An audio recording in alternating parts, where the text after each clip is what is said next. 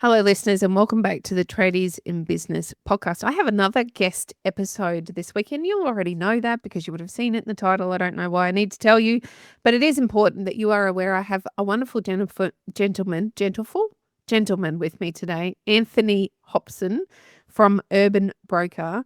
Anthony's going to chat to us today about a concept that I think is going to make you stop and think about yourself, your relationship with money, where you're headed, what you're doing, because we're talking about, not only are we talking about finances, we're talking about breath work, we're talking about emotional regulation. There's a whole bunch going on in today's episode.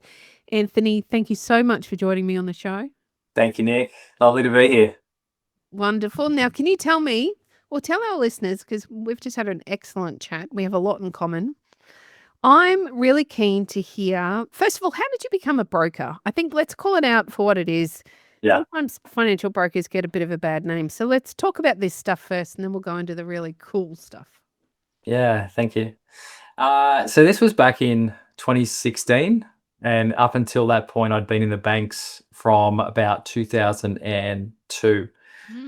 So long time in the banks, lots of different roles, different sales roles, leadership roles. And broker used to be a bit of a dirty word in banking, particularly in Big Four banking. Yeah. And the relationship between what they call first party or first channel and third party being introduced business to banks. It was I definitely went through a phase where I didn't have much respect for brokers, but the reality was I actually didn't know what it was, exactly what it was all about at different times. But the latter part of my career was in a management role, and it was actually how to better the relationship between third party, first party, so the broker channel and retail distribution. I then finished in a sales role. So I stepped down from leadership back into sales. So I was doing mortgages again. And I just got to this point where I felt like I was helping people, but I actually couldn't completely help them in as much as having more choice. So I was a bit of a representing a bank. You're like a one trick pony. You can kind of just offer what you've got. And I got really curious about the broking world. Was pretty grateful to know really good brokers in my area, as well as in Sydney, and just open up conversations. And they all said to me, "Hey, you'd be great, give it a go." And I thought at the time, look, being from salaried for so long to being self-employed, it was a big risk decision to make. But I thought, okay, I'm pretty employable. If it doesn't work out, had a bit of a backstop in terms of financial setup that I'm able to curate at the time with my ex-wife, and just went for it. Had a great first year, like hugely successful. Kind of just, it was like a decision that was made. Like, gosh, I wish I had done this years ago. Yeah. So then the journey since then, it's like running a business. There's really great wins, there's high highs, and there's some really low lows. And so it's just about, riding out what that is. I'm lucky to have several brokers, and I've spoken on the podcast before. I'm really fortunate to have created a great team that surrounds me, because in business sometimes it can be really hard to get finances. Yeah. And particularly as a small business owner, it can be very, very challenging. And I have fortunately been in contact with an excellent accountant who's almost like my other dad. And he's helped me build out my team of professionals, because I've needed a real range of professionals. And what I find consistently is small business owners, they require somebody that can do something a bit different. Sometimes we need a different kind of solution. We need our eyes opened about what's possible to us. And brokers do a fantastic job of doing this, despite what was a difficult reputation, I'm sure, many years ago. I don't see it so much now. Anthony, have you found that you have a different relationship with your clients now than you were able to have when you were working in the banking system? Yeah, for sure.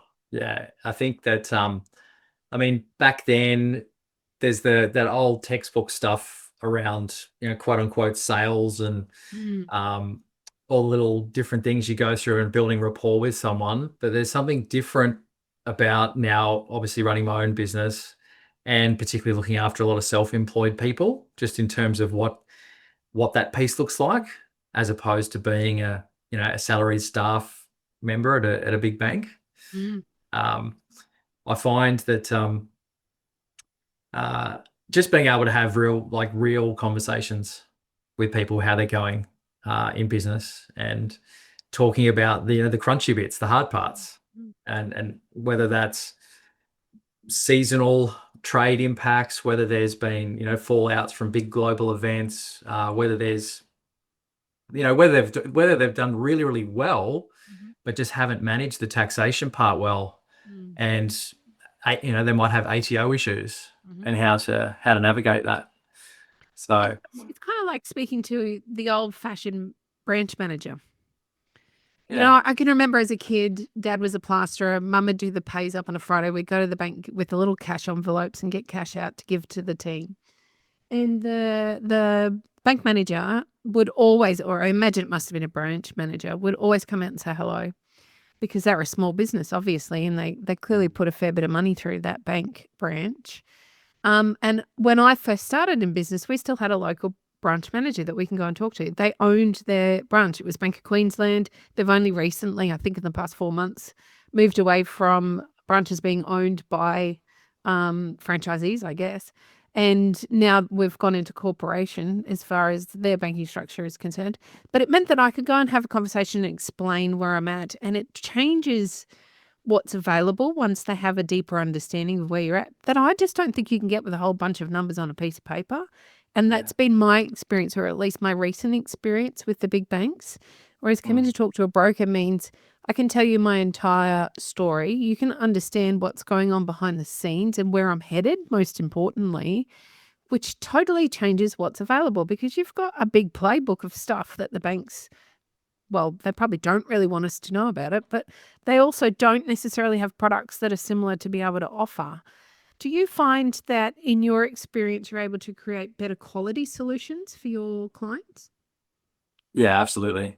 It's coming back to that one trick pony Mm. saying, like literally just now for people that um, run business and have their tax returns done, we're in this really interesting time where it's this April, May period where certain banks accept the dates of financials to be like quite older, Mhm. which is really bizarre because you've got a couple of banks that will accept your tax returns from 2022 and 2023 up until like the middle of May of 2025. Wow. And then you've got others that have a shortened time frame. So as soon as like February clicks over, they want to Mhm. make sure you've done your 2024 financials and tax returns. Yeah. Um, and then obviously a whole raft of things in between where some will want your interim accounts, some will want your BAS statements. Mhm. Obviously, the other end of that is, some don't want to see anything and you just kind of sign a piece of paper saying you can afford it. Mm. But obviously, the trade-off with that sort of finance is it's more flexible, so therefore the interest rate and the fee structure is higher. Yeah, I totally understand the need for it. And I find it a shame because as a small business owner, we often are left with very little choice. And quite Mm. frequently, unfortunately, it's a slightly, not always a hugely higher interest rate, but a slightly higher interest rate. However, if that gets us closer to those goals that we're all working towards, then it's certainly got to be a discussion that we're prepared to have. Anthony, when you think about your clients, are there typical problems that you're able to solve as a broker that you know that the banks aren't able to? Yes. And that could be in so many different ways. So it could be if it's first home buyers trying to get into the market and what their deposit looks like, because some banks, as I said before, there's different policies and parameters that they work with. That opens up whether or not there's guarantor loans with family assistance, because not all the banks and lenders do that. Mhm. There's a panel of lenders that are on the government's approved guarantee scheme, so not all the banks and lenders are on that panel.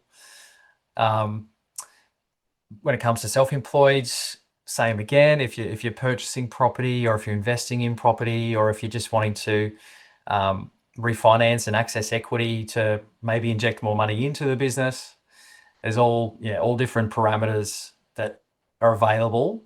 And that's probably the best part of my job, which Mm. is to aim to find out, what's the pain point, what's the issue that someone has, where do they want to go, and how can I get them there? Mm. Oh, that And makes sense. that trade off, obviously you try to do it as competitively as you can, but there are times where that trade off could be slightly different pricing. Mhm. But then there's the thing that happens as well, which is the opportunity cost. That's right. It's kind of like, well, if you don't get into a certain market at a certain time, or if you wait too long to address these other things, then what happens to the market in that time? Mm. Yeah, Um, excellent which point. of course, I don't profess to be um, a genie. Like I can't. I'm not a fortune teller, but I just try to help people with what they have up until now, and then where they want to go, and just give them the pros and cons. Yeah. If you ever manage to find a fortune teller that's accurate, will you let me know? Can we just do a Yeah. little deal and, I'll Yeah. help you out, you help me out. That'd be great. Yeah. Thank you. Sure thing. I haven't met one yet. Anthony, let's talk breath work because this is how you and I began chatting was actually the way you make them work together. But first I want to understand, or I'd like our listeners to understand because we've chatted before.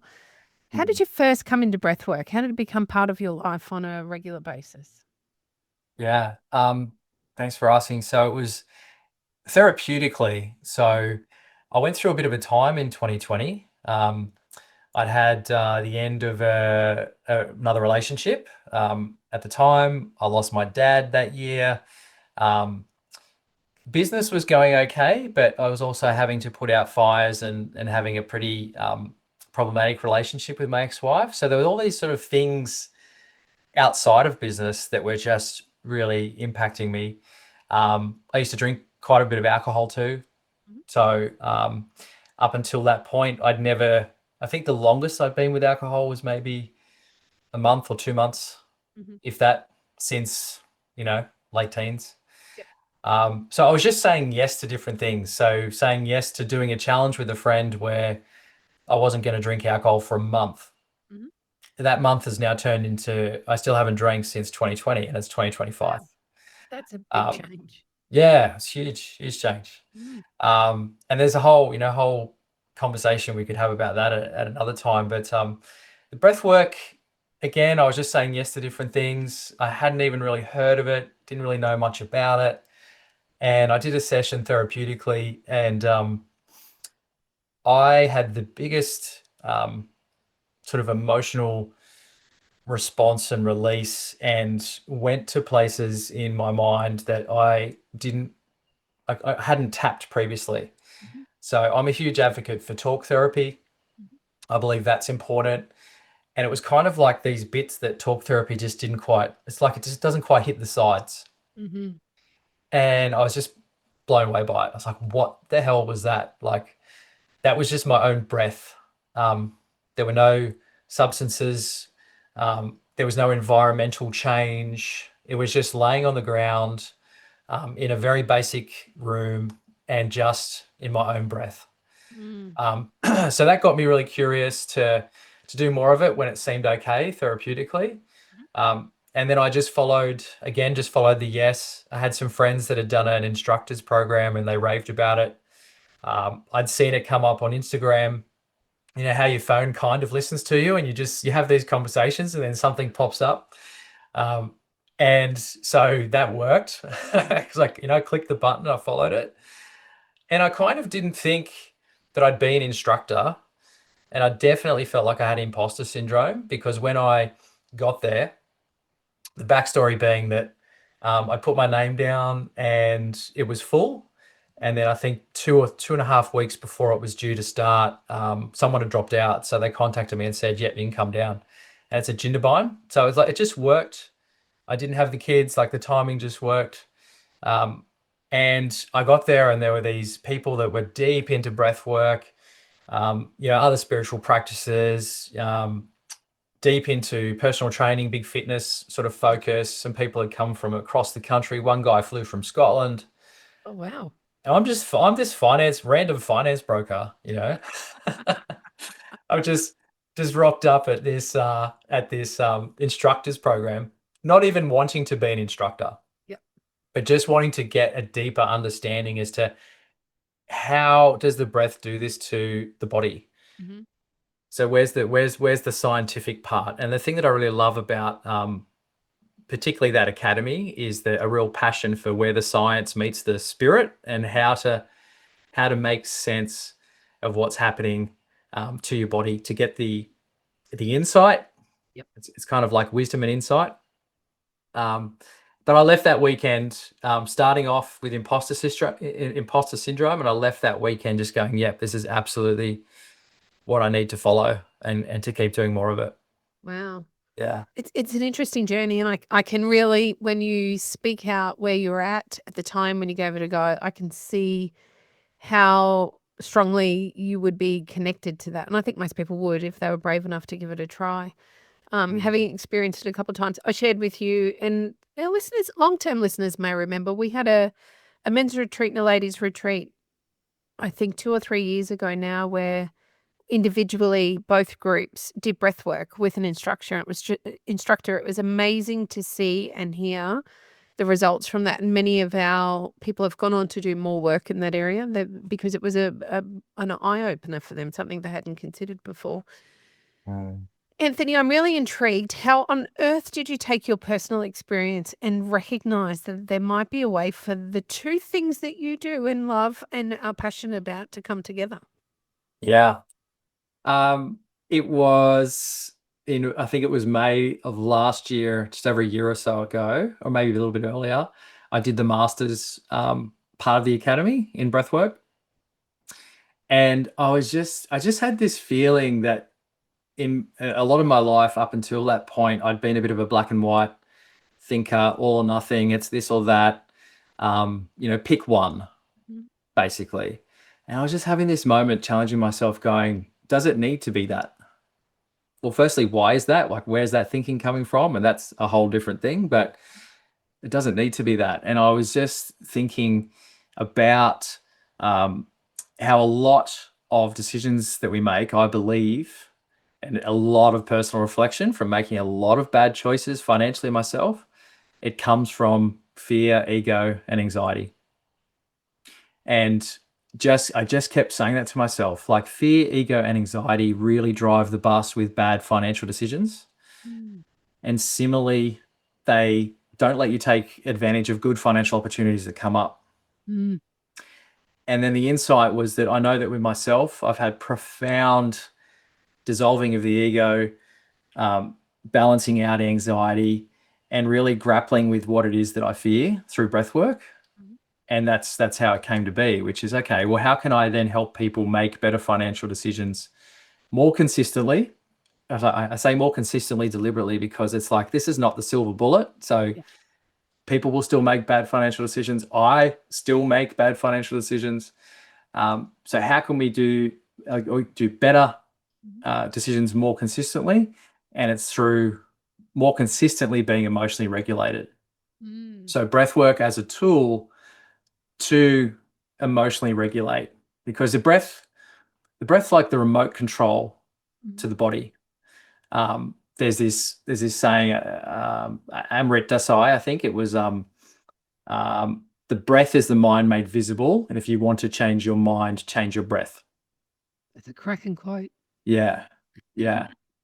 And so, just learning how to regulate, and part of that as well is actually getting used to your own body, because I believe that I know that I've been up until the last couple of years really disconnected from my body. It's like, how do I actually tune in and go, oh, hang on, I'm a bit dysregulated here. I'm a bit heightened. What's driving that? Okay, now that I've clocked that, now I can do the following breath flows, Mm. breath exercises to shift my state of being. And I Mm. believe um, the important part that I'm trying to message about is, what's underneath addictive spending, what's underneath adding to cart, what's underneath trying to buy people lunch and shout drinks when you know that you can't afford it.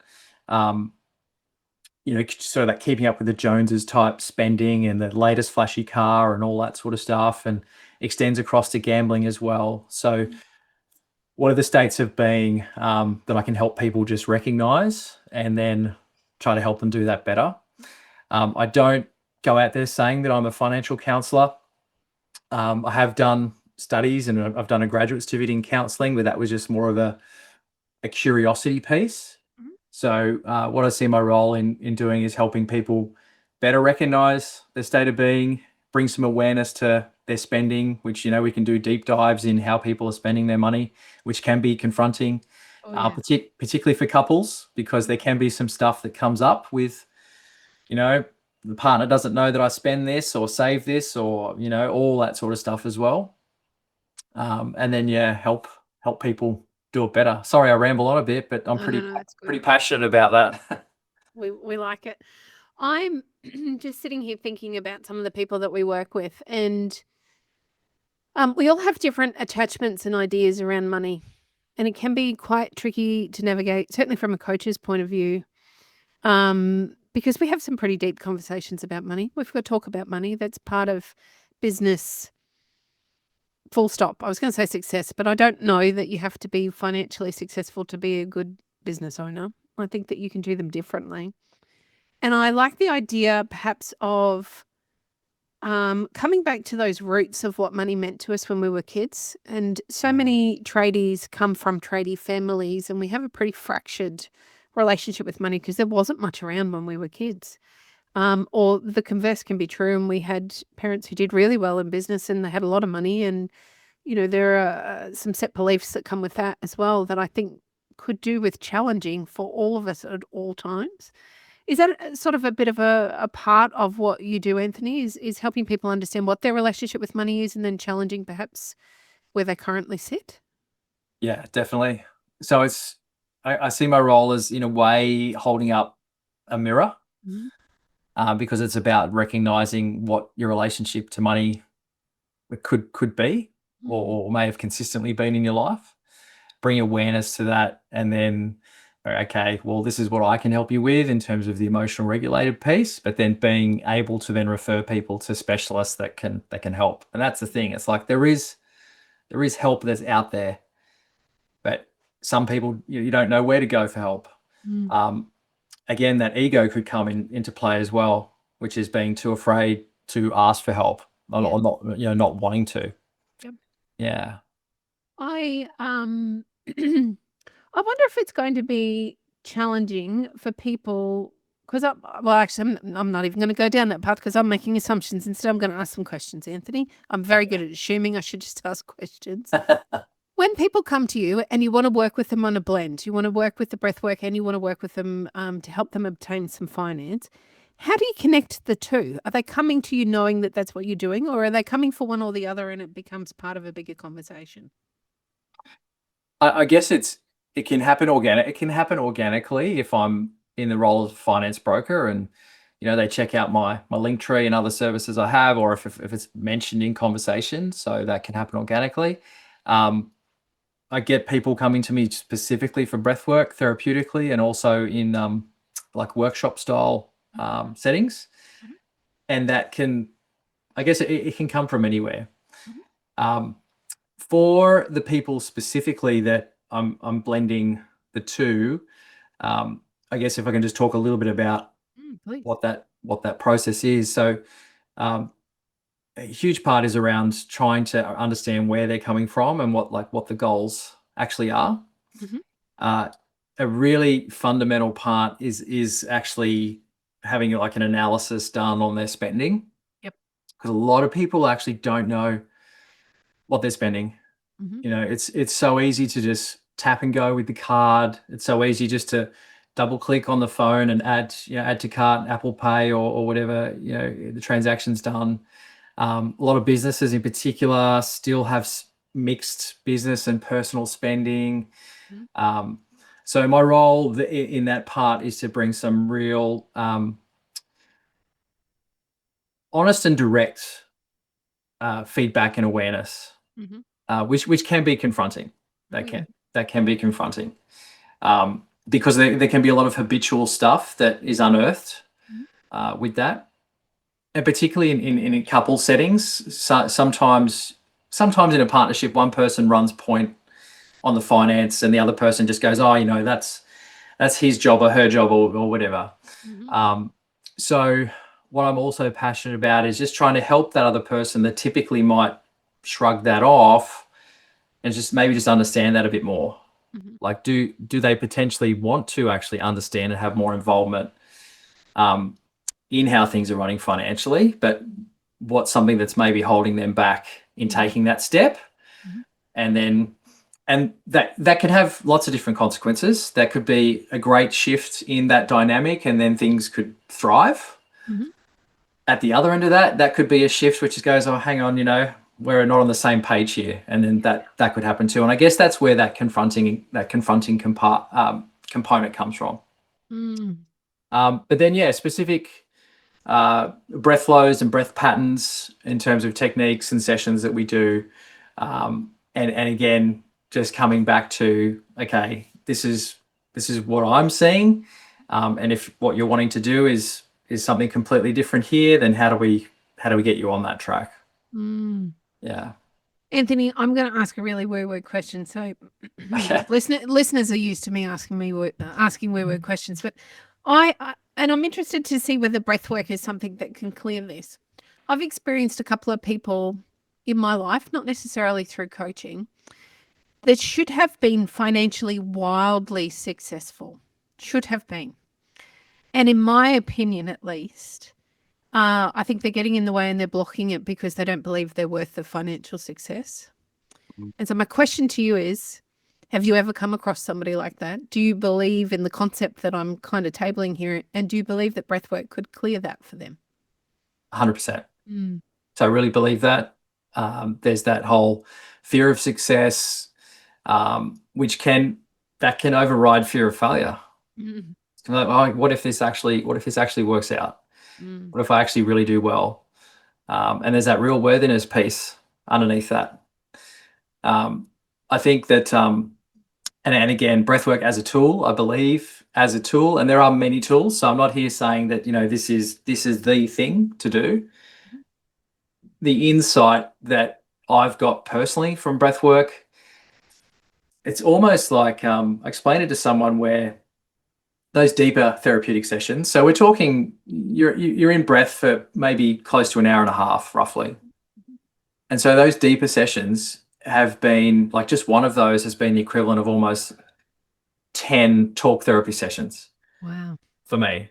And I have similar feedback, both from people that I've been on those experiences with, instructors, and then people that I've actually led through those experiences as well. So yeah, hugely powerful and a great tool to bring forward that insight. And almost in a way, it's like, I know that I've kind of zoomed out on myself and previous either life events or conversations, and then that little light bulb going, oh yeah, actually, maybe I didn't do this thing because I thought that I wasn't good enough, or wasn't worthy for it. Or similarly, maybe I went too hard on this thing in my life because it was out of ego and out of fear, because what was actually underneath that could have been, an abandonment wound or something else from childhood. So, I really say yes. I really believe that some people get in their own way. However, some people aren't conscious of that. Yeah. And so it's just helping gently, just bring that mirror and helping people become aware of it. And then you're aware of it. Okay, what do we do? Let's do something about it. Okay, you've stroked my ego. Thank you. That was a long-held belief. Nobody's ever confirmed it before. I don't think I've heard it before either, to be honest. Yeah, it makes perfect sense to me. So yeah, it's the couple of times I've really seen it. Unfortunately, I've not been in the right position to be able to help those people, and I hope that I don't think they're listeners, but if the universe does amazing things, perhaps somehow they'll connect to the idea that there's an opportunity there for them. Anthony, what do you wish people knew about money? Oh, this is a good one. Uh, it's taken me a while to get to this point in where my belief is about it. And this might sound a little bit woo-woo, but money is energy. Mm-hmm. And it's what are we exchanging in place of it? Mm. And just really, I know that might sound a bit simplistic, Mhm. but just really letting that land. Mm. Like, what is it that I'm exchanging here? And the big thing is time. Mm. So it's, I saw this great thing the other day recently, which is, you know, saving money to um, buy, say, a vehicle, a new car, Mhm. and it's taking me time to save that money to buy that car. And ironically, I lose the most important thing, which is it takes my time. I've lost my money, and it's a depreciating asset that I buy. Now, I'm not saying that we don't need cars. I'm just Sure. saying that the decisions that we make, I think that we need to really actually bring back to an exchange level, Mhm. and again, make an informed decision about what you're doing. Make that decision from an emotionally grounded place Mm. instead of making that decision from being emotionally dysregulated and getting yourself into, financial arrangements that are not great. Could be Mm. types of car finance that just don't make sense, but you kind of did it out of fear, ego, anxiety. Mm. Yeah. Anthony, I have loved this chat, and I know that there's a segment of our listeners that'll be like, I don't know, they know what they're talking about. And then there'll be another segment of listeners that'll be like, wow, this is mind blowing, and I want to learn some more. Where can people learn more about you, Anthony? Yeah. So if they go to Instagram, and my handle is at the underscore urban broker. Mhm. There's a link tree as well with the same name, and basically you can find me there, and you can set up a call, have a chat, see where you're at. If it's about just breathwork, we can explore that. If it's about just finance broking, which is both residential, commercial finance, asset finance, we can cover that. And if it's a blend of the two, we can do that too. That's So awesome. yeah. Anthony, I'll make sure all those links are in the show notes for anybody listening. Thank you so much for being here. I have thoroughly enjoyed chatting about this with you today. My pleasure. Thank you, Nick. Thanks for listening.